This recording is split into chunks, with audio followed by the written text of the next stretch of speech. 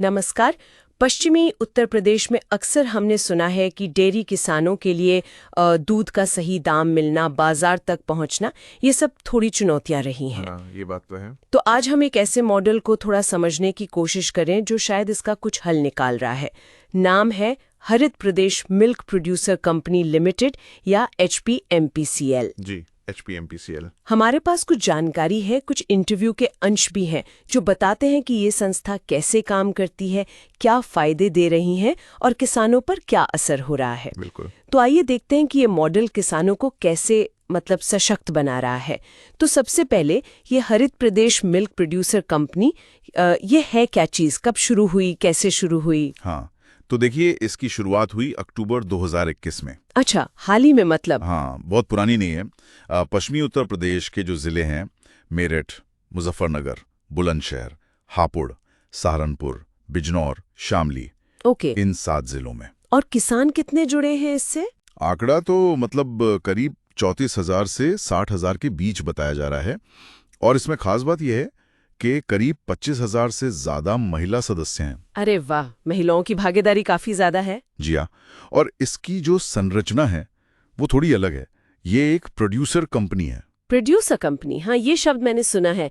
ये जो आम सहकारी समितियां होती हैं, कोऑपरेटिव सोसाइटीज, उनसे ये अलग कैसे है? क्योंकि हमने सुना है कि अमूल जैसा मॉडल यूपी में शायद उतना सफल नहीं रहा। हाँ, आपने सही पॉइंट उठाया। जो स्रोत हैं वो यही इशारा करते हैं कि गुजरात का जो सफल अमूल मॉडल रहा वो यूपी जैसे राज्यों में हो सकता है मैनेजमेंट की वजह से या कुछ और स्थानीय चुनौतियों के कारण उतनी कामयाबी नहीं दोहरा पाया।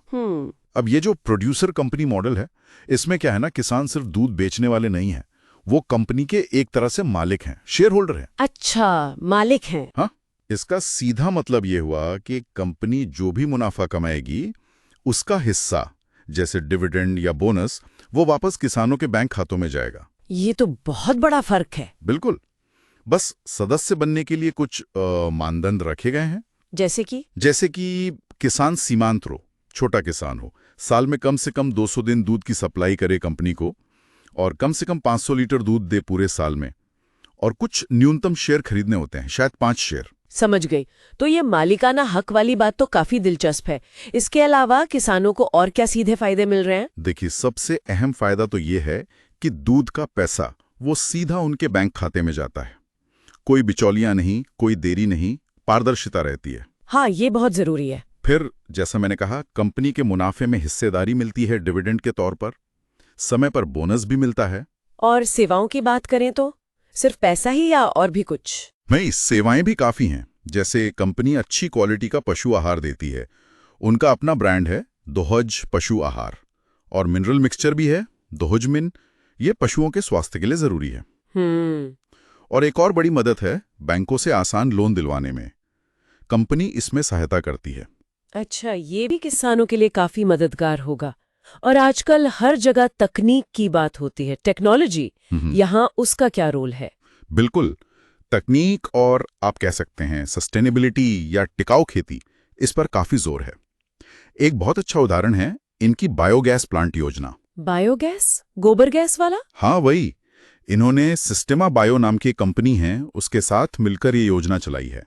इसमें करीब 40,000 रुपए की लागत वाला बायोगैस प्लांट सदस्य किसानों को सिर्फ 6,000 रुपए में दिया जा रहा है। सिर्फ 6,000 में? ये कैसे मुमकिन है? कोई सब्सिडी वगैरह? हाँ, जाहिर है इसमें काफी सब्सिडी है। स्रोत ठीक तो नहीं बताते कि फंडिंग कहाँ से आ रही है, पर शायद बाहरी सहयोग या सरकारी योजनाओं की मदद होगी। और इसमें 10 साल की वारंटी भी है। कमाल है। इसके फायदे क्या हैं किसानों के लिए? फायदे दोहरे हैं।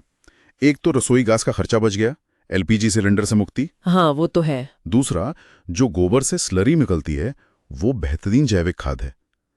कंपनी ने उससे हरित सुधन नाम से कुछ उत्पाद भी बनाए हैं, जैसे फॉस्फो प्लस, रूट गार्ड। ये मिट्टी की सेहत सुधारते हैं, मतलब खेती की लागत कम और उपज बेहतर। सही बात है। मतलब आम के आम गुठलियों के दाम वाली बात हो गई। बिल्कुल। और पशुओं के लिए क्या कुछ खास किया जा रहा है पशु आहार के अलावा? हाँ, पशुओं का स्वास्थ्य और खासकर नस्ल सुधार, ये भी एक बड़ा फोकस एरिया है। जैसे ये लोग सेक्स सॉर्टेड सीमन का इस्तेमाल करके कृत्रिम गर्भाधान यानी AI करवाते हैं। सेक्स सॉर्टेड सीमेन मतलब? इसका मतलब है कि इससे जो बच्चा पैदा होगा उसके 90% मादा होने की संभावना होती है, यानी बचिया। ओह अच्छा, ये तो डेयरी किसानों के लिए बहुत ही फायदेमंद है, क्योंकि नर बछड़ों का उतना आर्थिक मूल्य नहीं होता। बिल्कुल सही। इसके अलावा और एडवांस तकनीक जैसे भ्रूण प्रत्यारोपण यानी एम्ब्रियो ट्रांसफर टेक्नोलॉजी ETT, उसका भी इस्तेमाल हो रहा है ताकि अच्छी नस्ल की ज्यादा दूध देने वाली गाय भैंसें तैयार हों। और पशु स्वास्थ्य सेवाओं में जैसे थनैला रोग, मैस्टाइटिस जिसे कहते हैं, उसकी जांच के लिए CMT टेस्ट की सुविधा है। बांझपन दूर करने के लिए कैंप लगते हैं। ये सब सेवाएं भी हैं। इतनी सारी सेवाएं, इतने सारे सदस्य, इन सबके बीच तालमेल कैसे रहता है? मतलब कम्युनिकेशन कैसे होता है? क्या किसान आसानी से अपनी जानकारी वगैरह देख पाते हैं? हाँ, इसके लिए उन्होंने एक मोबाइल ऐप बनाया है, हरित मित्र ऐप। हरित मित्र ऐप? जी।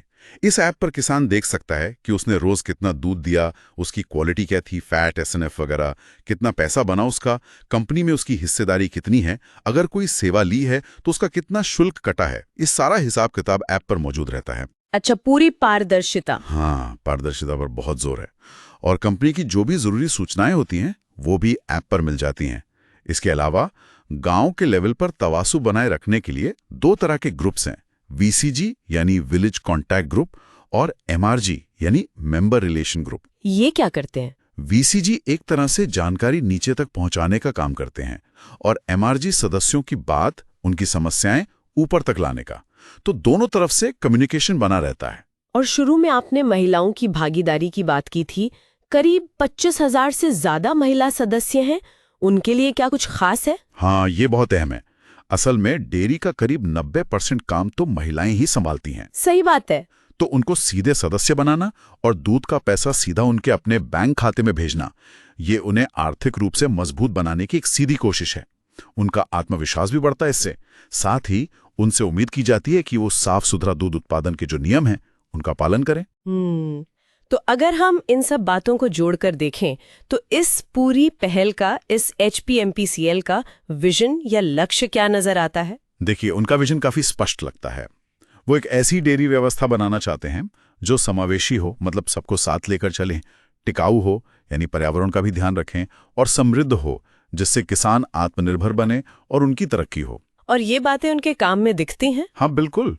उनकी जो पहले हैं, चाहे वो ऐप हो, बायोगैस प्लांट हो, ETT जैसी तकनीक हो, जैविक खाद को बढ़ावा देना हो, ये सब उसी विजन को दिखाते हैं। पारदर्शिता, सदस्य सेवा, पर्यावरण की जिम्मेदारी, नई चीजें अपनाना, ये उनके मूल मूल्य लगते हैं। सुनने में तो ये मॉडल काफी सकारात्मक और असरदार लग रहा है। इस पर आपका कोई अंतिम विचार? विचार तो यही आता है कि ये वाकई एक दिलचस्प सवाल खड़ा करता है।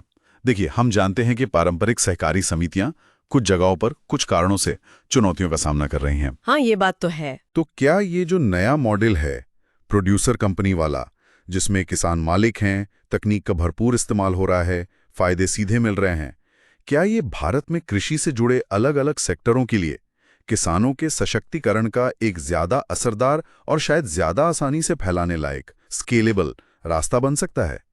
इस पर सोचने की जरूरत है। बिल्कुल, एक महत्वपूर्ण सवाल है जिस पर आगे भी नजर रखनी होगी। आज इस जानकारी के लिए बहुत बहुत धन्यवाद। धन्यवाद।